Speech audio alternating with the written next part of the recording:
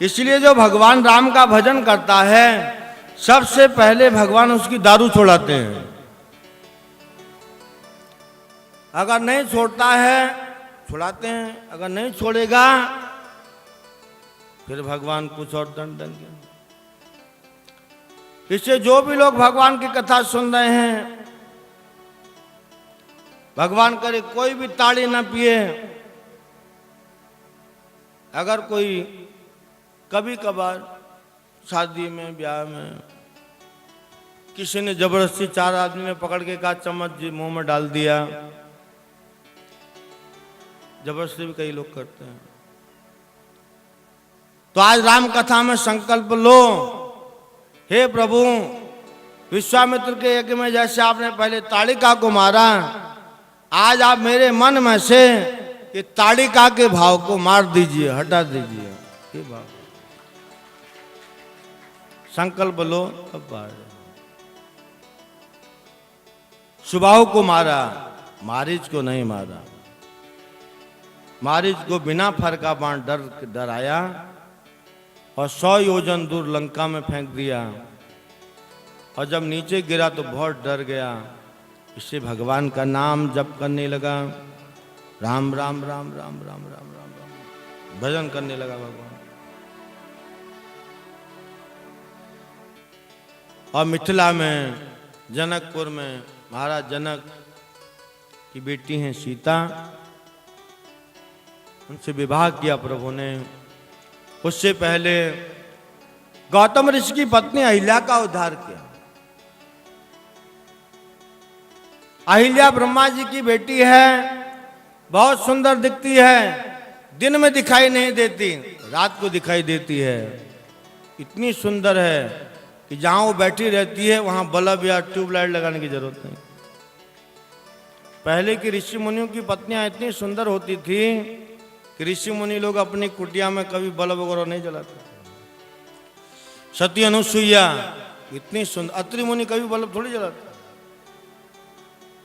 उनके शरीर से ऐसा तेज निकलता था, ये बल्ब क्या है, ये तो आर्टिफिशियल है, वो तो भगवत कृपा का तेज है। वो जब रोड पर चले हम लोग थोड़ी देख सकते हैं उनको, हम इन दृष्टि से थोड़ी देख सकते हैं। ये टेलीविजन सीरियल देखने वाले आंख उनको थोड़ी देख सकते हैं। कई साल पहले की घटना है, एक फोटोग्राफर बद्रीनाथ से ऊपर के जंगलों में ऐसे गया था। उसने सुना था इधर हनुमान जी रहते हैं, हनुमान जी अभी भी जिंदा हैं, वो राम कथा में आते हैं जहां भी राम कथा होती है।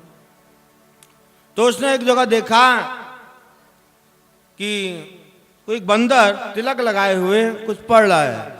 हनुमान जी रामायण पढ़ते हैं रोज, रामचरितमानस।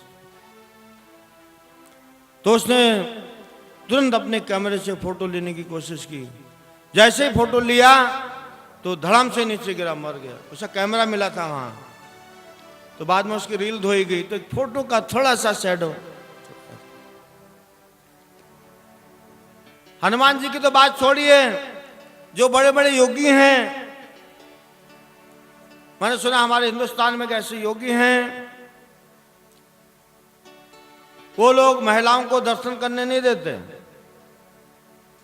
एक संप्रदाय ऐसा भी है, वो लोग महिलाओं को, बहू बेटियों को सिर्फ पुरुष वर्ग को मिलते हैं। तो एक बार एक का पति अंदर गया था, तो एक की पत्नी ने दूर से कैमरे से उनका फोटो ले लिया। तो उसने रील तो डाली थी, लेकिन उनका फोटो लेने से पहले 10-15 फोटो पहले खींचे थे। अब पूरा डिटेल में नहीं बताऊंगा, फिर बाद में लोग पूछते थे कौन थे, क्या थे, इतना हमारे पास टाइम नहीं, खाली बता दिया। टाइम भी नहीं और दिमाग भी खर्चा होता है बहुत, प्योर घी है नहीं आजकल, घी पीना पड़ता है, सब बात करें। तो जैसे ही फोटो खींची और उसने फिर बाद में और फोटो खींची और रील को जब धुलाने के लिए ले गई तो उसकी पूरी रील में एक भी फोटो नहीं। उस महात्मा की फोटो लेने की वजह से उसकी दूसरी फोटो भी खराब हो गई। बड़े बड़े जो योगी जन हैं, इनका ये प्रभाव रहता है। हमारी फोटो की रील में नहीं आती उनको। तो भगवान तो बड़े उनके महापुरुष हनुमान जी, उनको थोड़ी देख सकते हैं। तो अहिल्या, अनुसुईया, हम सिर्फ इनकी कथा सुन के हमारा कल्याण हो सकता है। और कभी भगवत कृपा ऐसी होगी हम भी तपस्वी बनेंगे, हो सकता है कभी इनका दर्शन हो जाए। जब तक दर्शन न हो तब तक कथा से आनंद लेना चाहिए। ब्रह्मा की बेटी है, बहुत सुंदर। जब ये जवान हो गई, शादी के योग्य, ब्रह्मा जी ने शर्त रखी, हमारी बेटी उससे से शादी करेगी, वो शादी से पहले वहां रहेगी 1 साल। अगर 1 साल में इसकी कोई शिकायत नहीं आई तो मैं बेटी की शादी उससे कर दूं। तो स्वर्ग के देवता भी आए थे, लेकिन जब ये शर्त सुनी कोई ले जाने को तैयार नहीं हुआ। किसी की हिम्मत नहीं हुई कि इतनी सुंदर लड़की को हम ले जाएं और ये हमारी शिकायत ना करें। लेकिन गौतम ऋषि तैयार हो गए। गौतम ऋषि उसको अपनी कुटिया में लाए, 1 साल तक रखा और 1 साल बाद ब्रह्मा जी को सौंपने गए। ब्रह्मा जी ने अपनी बेटी अहिल्या से पूछा, गौतम ऋषि कैसे हैं? अहिल्या ने कहा, ये बहुत अच्छे संत हैं, इन्होंने 1 साल मुझे अपने पास रखा, लेकिन कभी बुरी दृष्टि से नहीं ले, अपना भजन करते और मैं अपनी सेवा। तो ब्रह्मा जी ने ही अहिल्या की शादी गौतम ऋषि के साथ की। इससे देवता लोग चिढ़ गए, इतनी सुंदर औरत और इस साधु महात्मा के पास क्या कर रहे हैं? इतनी सुंदर औरत तो हमारे पास होनी चाहिए, जबकि स्वर्ग में औरतों की कमी है। उर्वशी, रंभा, मेनका, एक से एक अप्सरा ऊपर। लेकिन देवता लोग भी, उनके मन में भी ये सब भाव। सुर नर मुनि सब की रीति, स्वार्थ लागी करें सब प्रीति। सुर नर मुनि सब की रीति, स्वार्थ लागी करें सब प्रीति। सुर, देवता, नर, हम सब लोग तो स्वार्थी हैं ही। मुनि, ये भी स्वार्थी होते हैं। सुर नर मुनि सब की रीति, इनका मतलब पड़ेगा तो मक्खन पॉलिश करेंगे, निकल गया धक्का मार दे। इसलिए देवी देवताओं की उपासना खतरनाक होती है, कभी भी धक्का मारते। भगवान कभी धक्का नहीं मारते, इससे शरणागत होना चाहिए। ऐसे थोड़ी कहते हैं देवताओं को, भगवान को भजो, भगवान को भजो, कोई कारण होगा ना उसमें।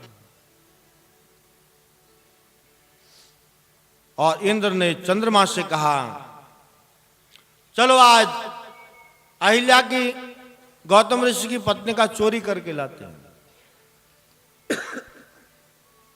ये रात में आए और अर्धरात्रि से पहले ही चंद्रमा मुर्गा बन गया। ये चंद्रमा जो आकाश में दिखाई देता है, ये देवता है, सूर्य देवता है, ये सब देवता लोग हैं। तो चंद्रमा बना मुर्गा और रात को 1-1:30 बजे जाके गौतम ऋषि की कुटिया के बाहर कौं कौं कौं कौं करने लगा। पुराने जमाने में ब्रह्म मुहूर्त हो गया या सुबह होने वाली है, कैसे पता लगता था? मुर्गा जब बोलता था। पहले घड़ियां वगैरह तो होती नहीं थी। मुर्गे का बोलने का मतलब सुबह होने वाली है, ब्रह्म मुहूर्त हो गया। लेकिन गौतम ऋषि हमेशा ब्रह्म मुहूर्त में उठ जाते थे। आज पहली बार हुआ कि उनके उठने से पहले मुर्गा बोला। कई साल हो गए, गौतम ऋषि ने विचार किया, आज तक कभी ऐसा नहीं हुआ कि मेरे उठने से पहले मुर्गा बोला हो, मेरे उठने के बाद बोलता था। चलो हो सकता, मेरी तबीयत भी ठीक ठाक है, कुछ गड़बड़ भी नहीं, लेकिन हुआ क्यों? गौतम ऋषि ने विचार किया, मुझे विलंब नहीं करना चाहिए, तुरंत स्नान करना चाहिए। और तुरंत स्नान करने गए और जब पानी डुबकी लगाने गए नदी में तो वहां से काला नाग निकल गया। जब ऋषि स्नान करने गए, इतनी देर में इंद्र ने चंद्रमा से कहा तेरा काम तो हो गया है, अब मैं अपना काम करता हूं। तुरंत इसने गौतम ऋषि का वेश बनाया, अहिल्या की कुटिया के अंदर घुस गया। गौतम ऋषि का ढांचा है, कहा कि चलो, नहीं, अहिल्या ने कहा आप तो अभी अभी नहाने गए थे, अभी वापस कैसे आ गए? तो नकली गौतम ऋषि बोला नहीं नहीं, अभी आज पता नहीं क्यों कुछ गड़बड़ है, दाल में कुछ काला है आज। चलो आज ऐसा करते हैं, स्वर्ग में चलते हैं, उधर ही स्नान वगैरह सब, सुबह का नाश्ता उधर ही करेंगे। तो बहला फुसला रहता अहिल्या को, और उधर काला नाग निकला। गौतम ऋषि तुरंत वापस आ गए, और जैसे ही वापस आए इंद्र ने इनको देख लिया, बिल्ली बन के भागने लगा। गौतम ऋषि ने कहा जल्दी से अच्छे रूप में आओ, नहीं तो भस्म कर देता हूं। तो डर के मारे सामने खड़ा हो गया। तब गौतम ऋषि ने श्राप दिया, स्त्री के एक अंग के लिए तुमने इतना घृणित कार्य किया, इतनी ऊंची पदवी पर हो, इससे तुम्हारे शरीर में, पूरे शरीर में ऐसे ही अंग हो जाए। चंद्रमा को पकड़ा, कोड़ी हो जाएगा। तो इससे पूर्ण चंद्रमा को कभी देखना, वो जो काले धब्बे दिखाई देते हैं वो गौतम ऋषि द्वारा दिया गया श्राप है, काले धब्बे होते हैं।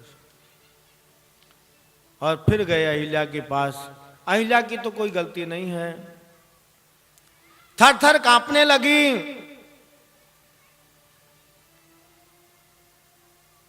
कहा, गौतम ऋषि ने कुछ पूछा नहीं, अपने आप कांपने लगी। अब बोलने लगी, अपनी सफाई देने लगी, मैं क्या करती, आपका वेश बना के आ गया था, मैं तो कुछ समझ ही नहीं पाई। बहुत तरह से सफाई देने लगी। गौतम ऋषि ने उससे एक ही सवाल किया, ठीक है इंद्र मेरा वेश बना के आ गया था, तुम उसको पहचान नहीं पाई, मैं तुमसे सिर्फ एक सवाल पूछता हूं, बस उसका जवाब दो। गौतम ऋषि ने अहिल्या से कहा क्या तुम मेरा स्वभाव नहीं जानती? आदमी वेश बदल सकता है, कुछ भी कर सकता है, लेकिन स्वभाव कभी नहीं बदल सकता। स्वभाव और भाषा, इसको कभी नहीं बदला जा सकता। आप लाख एक्टिंग कर लीजिए चाहे।